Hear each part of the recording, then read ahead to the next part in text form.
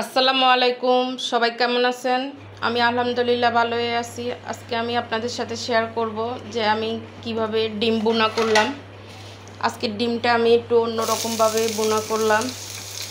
তো প্রথমে আমি পেঁয়াজ দিয়ে দিলাম তেলের মধ্যে। পেঁয়াজ দিয়ে পেঁয়াজটা একটু ভেজে নিচ্ছি।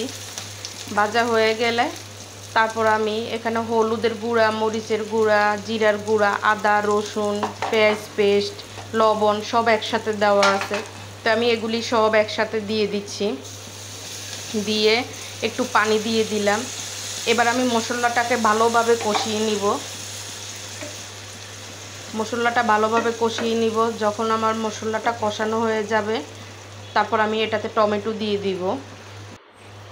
আমার ভিডিওটা যদি ভালো লাগে লাইক কমেন্ট শেয়ার করবেন, এবং আমার ইউটিউব চ্যানেলটা একটু সাবস্ক্রাইব করে দিবেন। আমার ইউটিউব চ্যানেলের নাম শাহানার রান্নাঘর। তারপর আমি কিছু কাঁচামরিচ এই যে দিয়ে দিলাম। দিয়ে এবার আমি এটাকে আবারও একটু কষিয়ে নিব ভালোভাবে। যখন কষানো হয়ে যাবে এই পর্যায়ে আমি এখানে 3টা ডিম ভেঙে দিব। এই যে এটাকে আমি ভালোভাবে নেড়ে চেড়ে নিচ্ছি।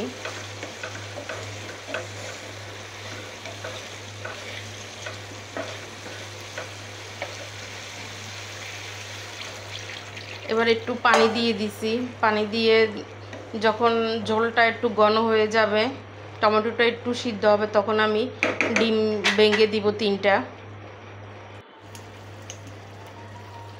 এই যে আমি ডিম ভেঙে দিতেছি 3টা।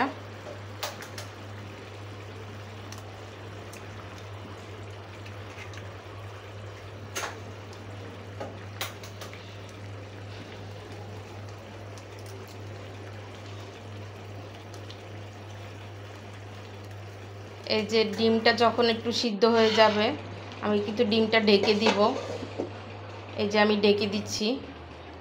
এবার ডিমটা যখন সিদ্ধ হয়ে যাবে এই যে তখন আমি একটু উল্টিয়ে দিব। এটাকে একটু উল্টিয়ে দিতেছি।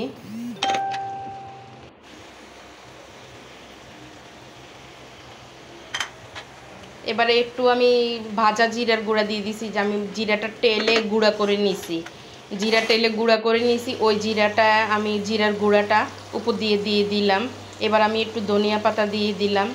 তো রান্নাটা আপনাদের কেমন লাগছে কমেন্টের মাধ্যমে জানাবেন।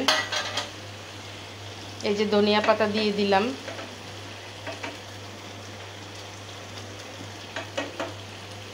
এবার ধনিয়াটা একটু নেড়ে চেড়ে দিতেছি।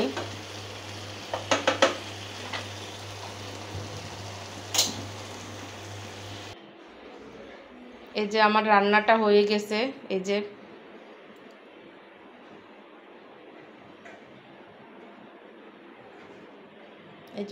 ডিম বোনাটা হয়ে গেছে পুরোপুরি।